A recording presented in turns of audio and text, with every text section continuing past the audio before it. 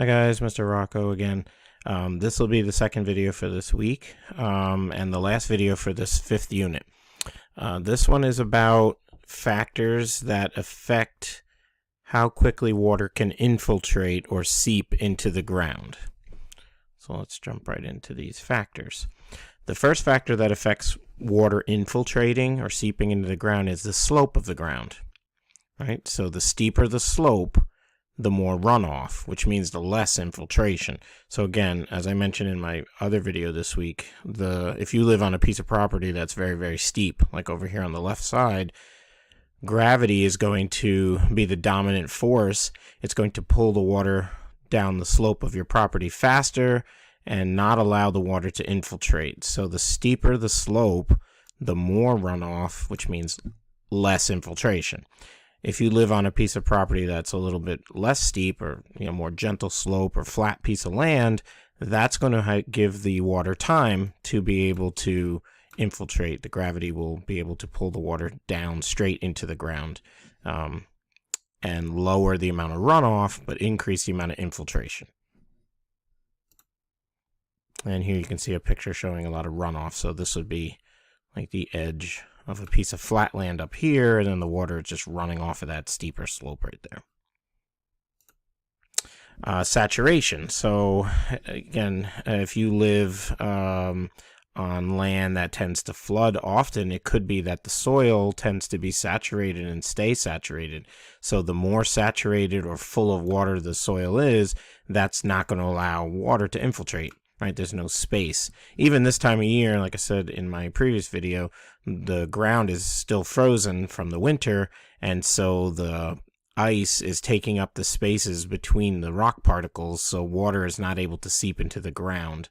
And so when the spaces are filled with either ice or the ground is already full of water, not going to allow any space for more water to infiltrate. So you tend to have more runoff and more flooding. And the water is ponding on the surface of the piece of property. And here you can see, obviously, a lot of flooding. This looks like it's a school over here, right next to a river, which is never a good thing. You can see a lot of flooding there. Permeability. So permeability, I touched on a little bit again in my first video this week, is the ability of water to pass through the soil. So how quickly does the water flow through? The larger the pore spaces between the rock particles, the better the infiltration. So if you have soil that's a much more loose, gravelly kind of soil, that's going to allow for better permeability. If your soil is more a fine material like clay is very small particles. Small particles mean small spaces. The water can't infiltrate. It's not very good. Clay does not have good permeability. It's not going to let the water pass through. But if your soil is definitely larger rock particles, gravels and things like that, that's going to allow the water to pass through a lot quicker. So permeability, the better the permeability, the better the infiltration. So over here on the left, this would be, let's say you have your soil is more of a gravel kind of soil, bigger particles, pebbles and things like that. Well, bigger spaces between the pebbles means less resistance. The water is going to be able to flow through a lot faster over here on the left side. So this would have good permeability over here. And it says that water flows through fastest, unless, of course, cemented together by ice. So again, in the winter, even gravel, if the ground is frozen, that's going to slow down the permeability and the infiltration. Smaller spaces over here on the right. So if your soil is a much more fine material like clay, which is very common again around Dutchess County and the Hudson Valley, that's going to slow down the infiltration. So this soil on the right would have poor permeability and not allow the water to flow through the soil. And then again, the left side would have good permeability. This little is supposed to be an animation here. Doesn't work because of Adobe, but I can just show you a picture of what it was. So basically what they did is they have 4 containers here. They fill each one with water. The container on the left has gravel. The next one has sand. The next one has silt. And the next one has clay. and they've got a meter, which is about 3 feet. So you've got 3 feet of gravel, 3 feet of sand, 3 feet of silt, 3 feet of clay. And then they fill these with water up at the top, and then they open up these little faucets and let the water flow through. They're testing permeability. So the times are up here at the top. So gravel, if you had 3 feet of gravel and this was filled with water, would only take 2 minutes. Gravel has good permeability. Big spaces, the water can flow down very quickly through the gravel. 2 minutes to flow through 3 feet. Sand isn't bad either. 2 hours. So to go for the water to infiltrate and seep through 3 feet of sand would take 2 hours. Silt, getting really small, notice it takes 200 days to get through 3 feet of silt. And clay is just mind-blowing. If you had 3 feet of clay, the water, just pure clay, the water would take 200 years to flow through 3 feet of clay. So big difference you can see between clay and gravel. 2 minutes to get through gravel, 200 years to get through clay. I mean, that's just insane. Vegetation. So if you talk to some professional landscapers, and let's say a piece of your property where it always gets wet and it's always flooding, it rains and you get this like little pond in one corner of your piece of property. Landscapers will tell you a lot of times to put in more vegetation, plant more bushes and more trees. Why? Well, the roots are going to act like a sponge and they're going to soak up that water. And so a lot of times increasing the amount of vegetation, putting in more trees, will help with a flooding situation on your property. Those roots are going to act like sponges and really soak up the water. And I did speak to a friend of mine who is a landscaper, Phantom Gardener, if you know where the Phantom Gardener is, up on Route 9 past Dells. Anyway, that's a friend of mine, and they suggested a few different types of bushes and trees that you could put in. So if you have a flooding situation, they said to plant shrubs, things like ferns, weeping willow trees. This is a picture of a weeping willow. They're good at soaking up water. They grow very quickly. Again, my friend was telling me. So they're good at soaking up water. Birch trees are also good to plant, and cedar trees. So again, if you have a piece of property where you tend to have a lot of flooding, just put in a new weeping willow or a birch or a cedar, and that will help, or even a few of them will help the situation. And then as that tree fully grows and the roots get bigger, and you'll see the flooding issue disappear, which is great. Land use. So New York City, Manhattan tends to have an issue because of the fact that it's mostly blacktop, right? And concrete and sidewalks. And so when you go down into Manhattan, other than Central Park and a few other parks, most of Manhattan is concrete, so they need to have a very good drainage system in the streets and gutters and sewers and things like that to allow the water to run off. If not, and you can see what happens in New York City quite often during heavy rainstorms, is they tend to get streets that are flooded often because of the fact that you've added a lot of buildings and blacktop, so therefore less infiltration, right? There's no dirt, no soil to soak up the water. And so how your land is used will definitely depend on, affect how much water infiltrates.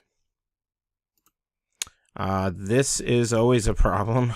I've seen cars try to do this. The rule is, if you're not sure, and you really most times don't know how deep water is when you're driving down streets, you should always turn around. And they always say, turn around, don't drown. That's the rhyme there, which is true. You have to be very careful with cars driving through deep water because of the fact that you have in your car, and I have a video here, this little Earth icon. I'll put that link also on Canvas.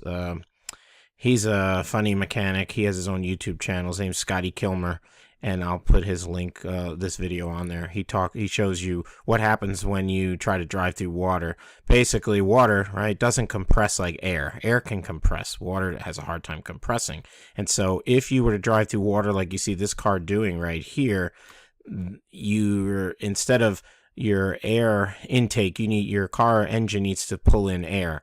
But when you're driving through water like this, instead of sucking in the air into the engine, you're sucking in water. And that water now gets in those pistons, and then it's going to cause your engine to blow a hole through it. And I'll put this video. It's pretty pretty interesting to watch. So you'd never want to drive through water like this, because that's what's going to happen. The water will get sucked into the engine, and now your pistons are trying to compress water instead of trying to compress air. And air is what they're doing for combustion, right? They use air plus sprayed with gasoline. That's what makes the engine go. But if you're pulling in water, right, the pistons will all of a sudden can't compress anymore like they were supposed to, and blow a hole right in your engine. And yeah, not a good idea to go through water like this. So, and even some people say, well, I'll gun it. I'll go really fast. I'll punch it. I'll hit the accelerator. Never a good idea either, because that's going to create more splashing and more water getting sucked in. So actually, if you're going to try to drive through water, and again, I don't recommend, slower is actually better. You want to go through nice and slow. Hope that the water's not that deep and doesn't get pulled into the engine. But again, I don't recommend ever going through any type of flooding situation, because you never know how deep that water is. So, capillarity. So in your body, you took life science, probably in middle school, you take biology, you learn about capillaries. Capillaries are very, very tiny. There's an exchange, I believe, of things like oxygen connecting your arteries and your veins. And so if you remember that capillaries in your body, the human body, are tiny, that'll help you remember what capillarity is. So what capillarity is the ability of the water to rise back up, right? Water wants to go down. Why? Gravity, right? Gravity wants to pull the water deeper.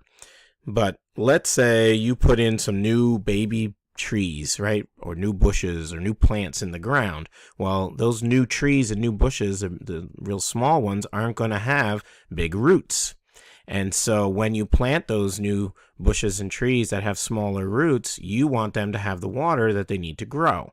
So when you plant them, you don't put them into gravel. You put the new stuff into things like clay or peat moss. Peat moss is really fine material, or clay. You pack that around the roots when you plant them in the ground, so that the small particles will keep the water up. They call that retain. You want to retain the water, right? Retain means to keep it up. You don't want the water to go down deep into the ground, because the small roots aren't going to be able to grab the water that they need. So you want to keep the water up at the surface. And so small soil like clay is better at capillarity. Capillarity is pretty much the opposite of permeability. As you remember, I said before, permeability, the gravel, remember it only took 2 minutes for the gravel to go through the ground. Gravel has good permeability. The water will flow down fast, but it has poor capillarity, gravel, because the water flows through the ground quickly into the soil deeper. It doesn't keep the water up. So capillarity is just the complete opposite side of the spectrum when it comes to capillarity. So you have capillarity on one side, permeability on the opposite side. So the greater the capillarity, the slower the infiltration. So again, clay is going to have good capillarity, but it's going to have bad permeability. So this shows, again, this goes back to the previous video. You have your unsaturated soil, the zone of aeration. Up here is partial, you got this picture, partial soil and partial water, not completely filled. All right. And then you have this capillary fringe. So this would be kind of the boundary between them. And then you have that, this would be the water table, basically, where the fringe is. And then you have the saturated zone, again, where your water table is and where your saturated zone is. And so what you want to do here, you've got, again, this is a pretty full-grown tree, but when this tree was smaller, the roots only went down, let's say, here. Now you see the roots will grow down toward the water table to try to get the water they need, but that's not until they're fully grown. So when they're first planted, the roots are only up here. Well, the soil that you plant around that tree, you want to put in the real fine material like clay, because you want to keep the water up here. You want to retain it. You don't want to put a lot of bigger particles here, like gravel around your tree roots, because then the water's just going to keep flowing down, and then the tree's going to die. It's not going to get the water it needs. So this shows a couple different types of soil. Sand, which is mainly places like Long Island, right, where my wife is from. Sand has good permeability. When they get rain, the water will infiltrate quickly. It's going to drain through the ground pretty fast. But sand doesn't have good capillarity, because the water is, this is the surface up here. So the water's not retained up here. So it can be difficult when you're putting in plants and bushes. You want to pack a lot of clay around those new plants and bushes to try to keep the water up, to retain it. Clay, which again is around here in upstate New York, is good for capillarity. So we have plenty of clay in the soil. That's going to keep the water up. It's going to retain, but it's bad for drainage. It's bad for permeability. The water, you notice, is up high. It's not flowing. It's not draining down deep. It's not infiltrating. The best kind of soil, which is actually around here as well too, is called loam, L-O-A-M. Loam, you want a mixture. So you want a little of everything. You want your soil to have some sand. That's going to allow for permeability to let the water drain. But you're also going to have some clay and some silt, which is also going to keep the water up enough that the trees and plants, especially the new ones, will get the water that they need. So you kind of want to mix. You don't want your soil to be all sand. You don't want it to be all clay. You want a little bit of both. And that's going to give you the best kind of situation where you have enough water close to the surface, but not too high up where you're going to have flooding. So the smaller the particle size, the more surface area for water to attract to. And that's really the key here to capillarity. Because they're tiny, there's a lot more of them. Think of each little particle of clay like a magnet. And each little particle of clay is going to attract a water molecule. And so if you have small particles, you have a lot more of them compared to big pebbles or big pieces of gravel where there's fewer of them. There's not as many magnets, I'll put in air quotes, and so they're not able to keep the water up, to retain the water. But if you have clay, there's a lot more little tiny pieces of clay. Each one is going to attract a water molecule to keep the water closer to the surface. So again, just remember capillaries are small in your body, and capillarity, you want smaller particles. So over here on the left, this has poor capillarity. Why? They're bigger particles, so the spaces are bigger. It says little surface area makes big spaces, hard for water to hang on, so the water will just flow quickly through. So again, this over here on the left would have good permeability. Again, opposite. So it has good permeability, which means the water can flow through fast, but it has bad capillarity.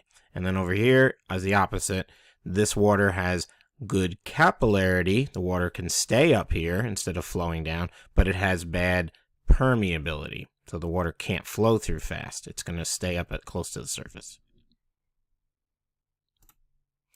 It says if water was poured through a pile of cobbles, right, large particles, and a pile of sand, which is smaller, which pile would retain the most water? Again, which one's going to keep the water closer to the surface? Well, hopefully you said the sand. Let me pull away the box here. It says the pile of sand because the pore spaces are smaller, right? Sand particles are a lot smaller than cobbles, and so the sand would have better capillarity than the cobbles would. Is sand the best capillarity? No. Clay is going to be the best, but compare sand to cobbles, this has better capillarity. This would have better permeability. The cobbles are going to let the water flow through the ground faster into the ground. This is going to keep the water up a little bit more, retain the water. Capillary action and capillarity are really the same thing. The only difference is like capillarity is more like an adjective. It describes the soil. You could say, your property has good capillarity or bad capillarity. Capillary action is the actual physical upward movement. So if you were like watching the water get drawn up from below and starts to get pulled back up toward the surface, it's kind of like, I compare it to a spill on the floor with a piece of paper towel. So let's say, the old, was it Bounty? The quicker picker upper, they used to say for Bounty. So if you spilled some water on the floor in the kitchen and then you take a piece of Bounty paper towel and like lay it on the water and then watch the water, you'll see the paper fibers. That's essentially what's happening, right? Paper towels made of all these little microscopic fibers. Those paper fibers are all soaking up the water slowly. That's kind of what capillarity is, or capillary action, I should say. So the fibers are pulling the water into the paper.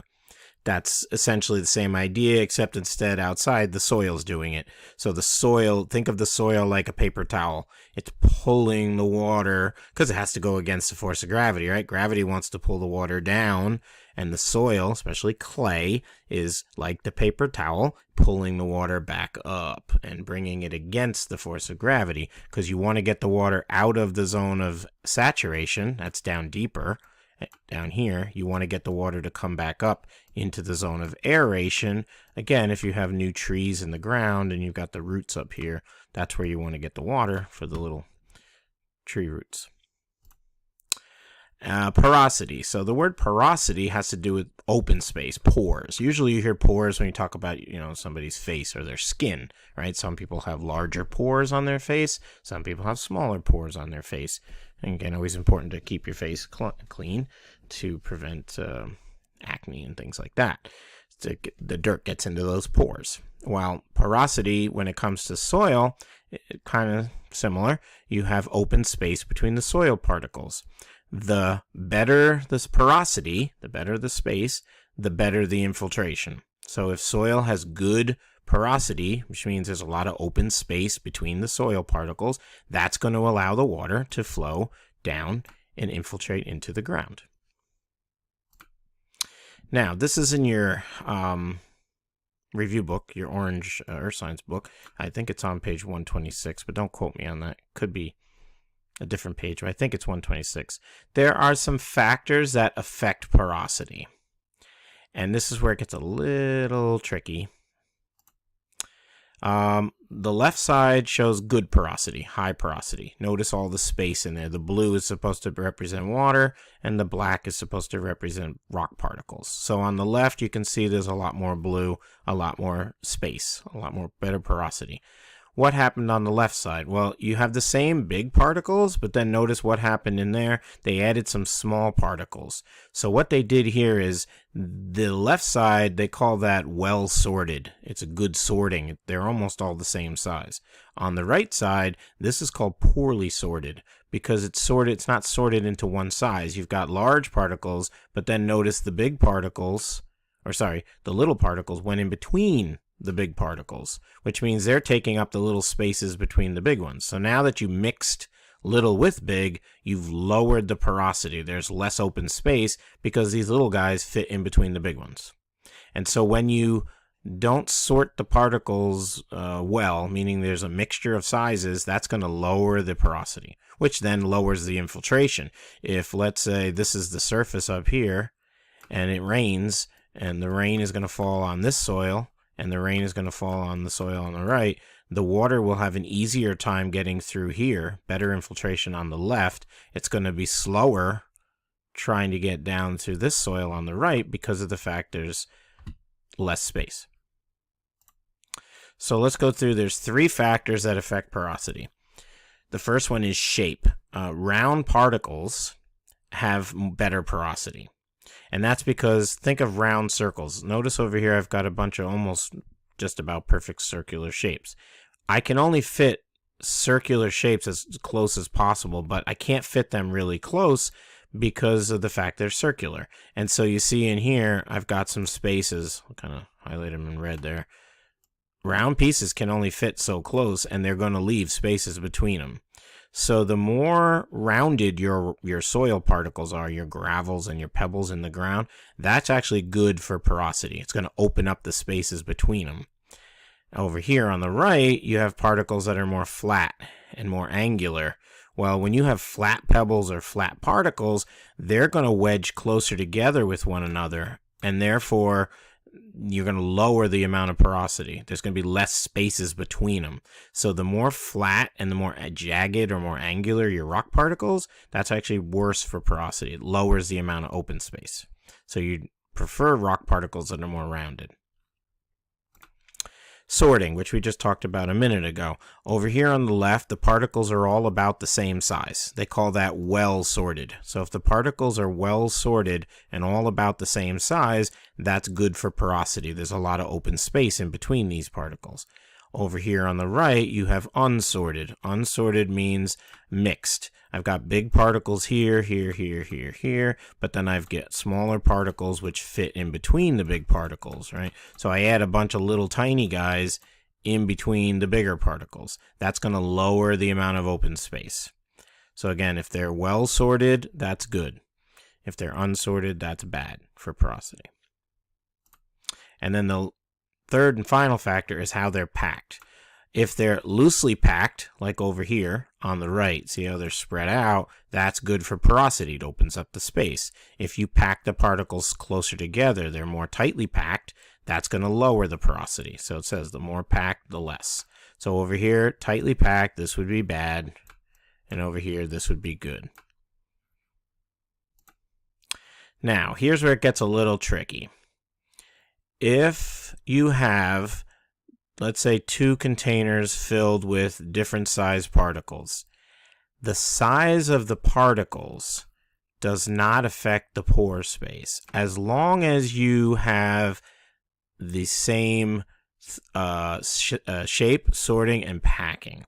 So what that means is you have to go back and look at those 3 factors we just went over: shape, sorting, and packing.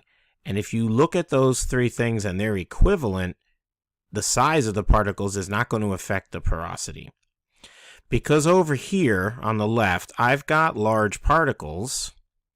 Over here, I've got smaller particles. But these 2 would have the same amount of porosity. Because over here, I've got big spaces, but there's fewer of them.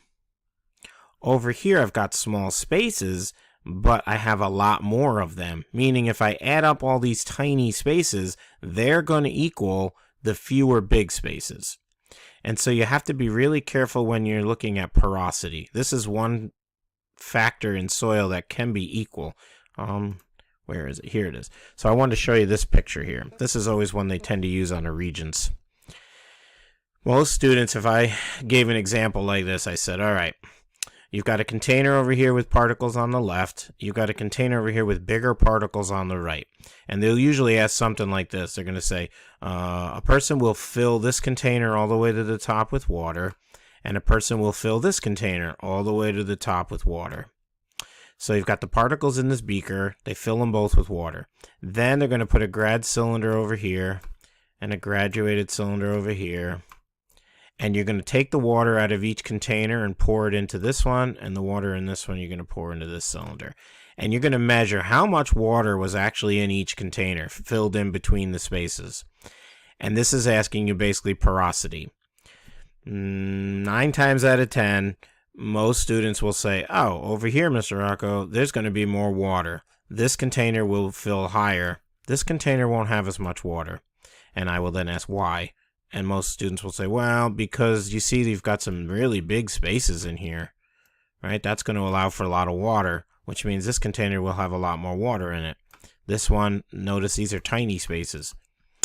But here's where you have to go through the 3 factors that I went over, and I wrote them down here. And you have to take them one at a time. Shape. Are these all round particles in this container? Yes. Check. Are these all round particles? Yes. So that means as far as shape goes, they're equal. Sorting. Are these all the same size in this container? Not that they have to be the same size as these. They're in their own separate container. But are these all the same size? They're all sorted. There's no mixture of big and little, right? They're all the same exact size. Yes, so that checks. Are these all the same size? They're well sorted. Yes, even though they're bigger than these, that doesn't matter. These are all the same size. I didn't put little ones in there. If I put little ones, right, you would all know the little ones would go like this and go in between. But I didn't do that. So they're all the same size. So sorting, they check, which means they're equal. And then the third factor I went over was how they're packed. Notice that they're all stacked on top of one another. So I do what's called the straight line vertical test. See if I draw, that's not really a good straight line, but you get the idea. If I draw a line straight down, see how they're stacked on top of one another? They're not alternating like a brick wall. If you ever look at brick walls where they alternate, which is why they do that, for strength and stability. But I didn't do that here. They're all straight on top of one another. That means they're packed the same. And over here, they're all, if I do straight line test down, they're all packed the same. I didn't alternate them. I didn't do like, you know, if I had like this, and then the next set I offset a little bit, like again, like bricks on a wall, you would see that. I didn't do that. Then that wouldn't be the same. But because they're stacked the same way, it checks. Which means if I pour water into each of these containers, and then I take a grad cylinder for each one, and I fill these containers, I put the water in here, it's going to go to this level, and I go over here and fill it, it's going to go to the same exact level. They're going to be equal. So they have the same amount of space. These are just bigger spaces, but there's fewer of them. These are smaller spaces, but they're equal. If I take all these little guys, it equals up. It's like money. I could have $1 million. I could put that in dollar bills, and you might say, wow, that's a lot of money, right? You look at a stack of cash and you say, wow, that's a lot. I'll say, well, it's $1 million. It's all in singles. Or I could have $100 bills, right? Is that pile of cash going to look the same? No. You might say, oh, there's less money over there. No, it's actually equal. I have $1 million, $1 million. I just have, this one is in smaller bills. This is in bigger bills.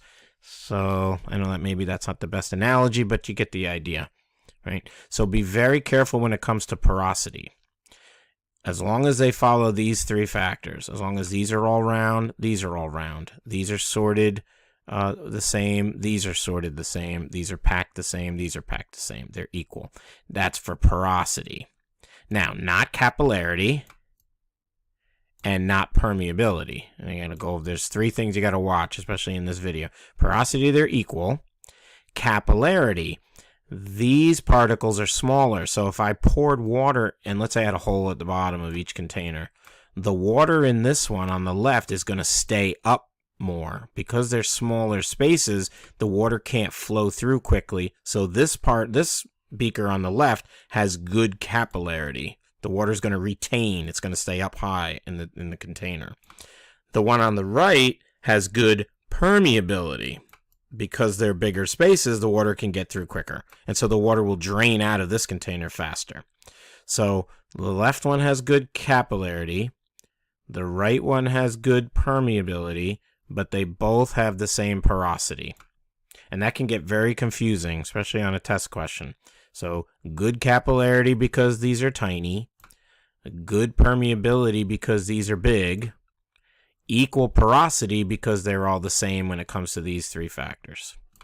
So that's something you really want to focus on, especially from this video, is pay attention to these three words: porosity, permeability, capillarity. All right, let me do a couple quick questions with you here. These are just examples of some old Regents questions. So it says soil that has the greatest porosity, particles that are, and again, you got those three factors: the shape, the way they're sorted, and the way they're packed together. So if you want them to have a lot of open space, you don't want poorly sorted. You want them to be well sorted and loosely packed. So 4 would be the correct answer for that one. Great porosity, you want them well sorted, which means all the same size, and loose. Diagram below shows 2 containers, each filled with non-porous particles, uniform size. There's those 2 containers again. These are off of old Regents, by the way. Compared to the sample of the big ones, the sample of the small particles. So again, they are the same porosity because we just went over that. See how they're round, they're well sorted, and they're loose. So these 2 are out.